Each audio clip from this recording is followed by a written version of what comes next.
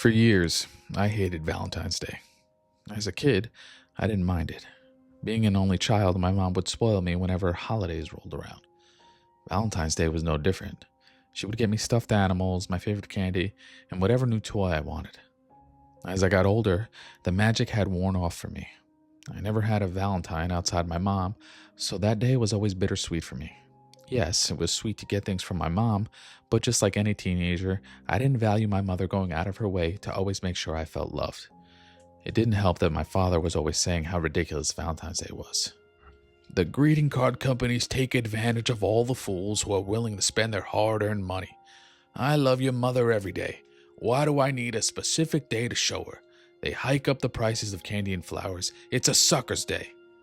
My mother never really seemed to mind my father's rant about it. She was just happy to give me my gifts and celebrate the day with me.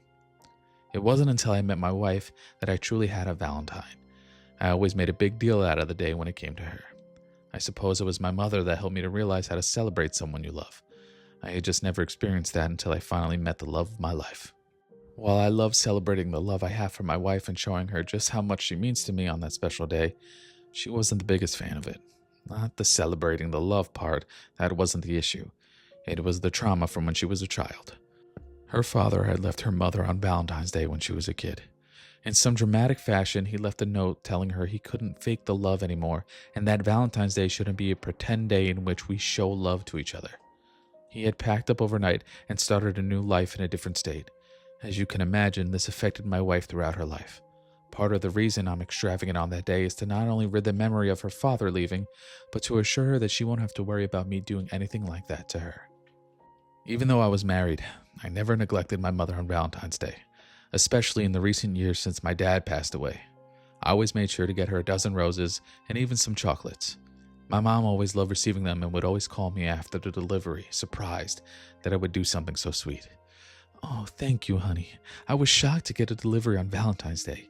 Who knew my little boy could be so sweet?" I could tell it meant a lot to her, and it was something she looked forward to. On that same surprised phone call, she would always say the same thing in regards to my wife.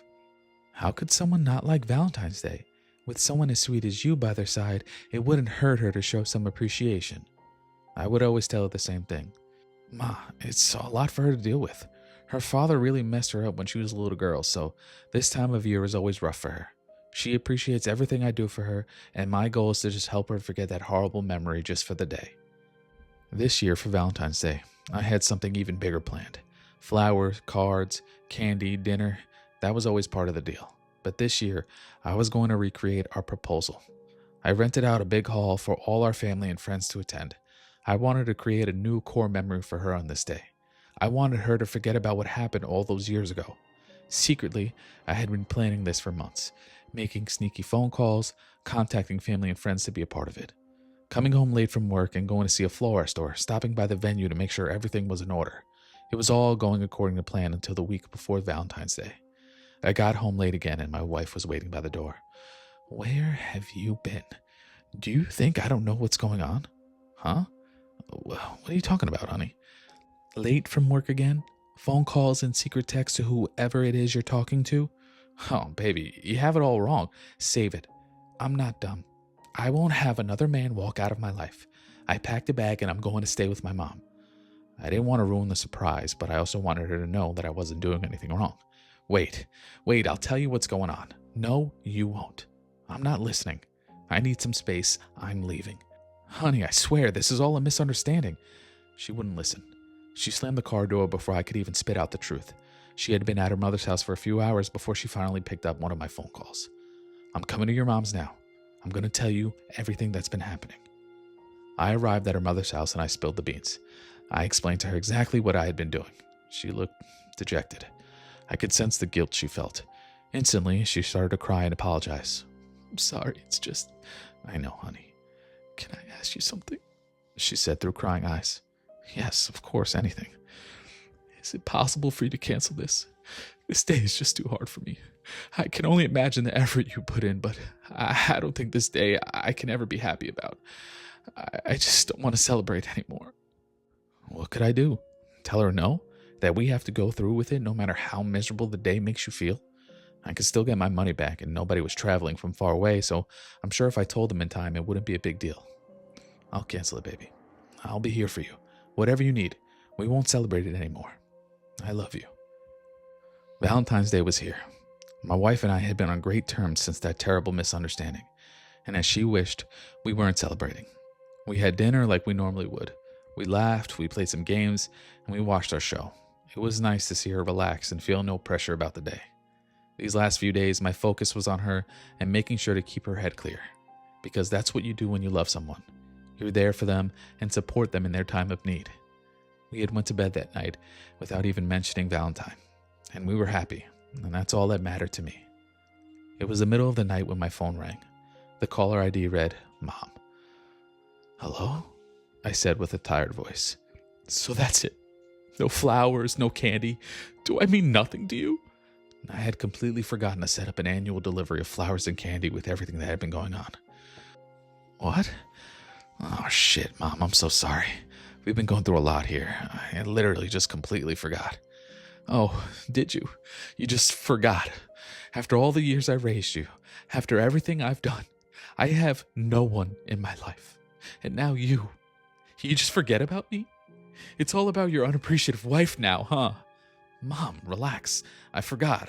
I'll make sure you get a delivery tomorrow. Fuck you. And that fucking bitch of a wife. She hung up. I sat there in shock. My wife had woken up and asked who I was on the phone with. I told her it was my mother and that I had forgotten to send her flowers and candy like I do every year. She was surprised as she called me in the middle of the night, but reassured me that everything was going to be fine. This is my fault. You were doing this for me.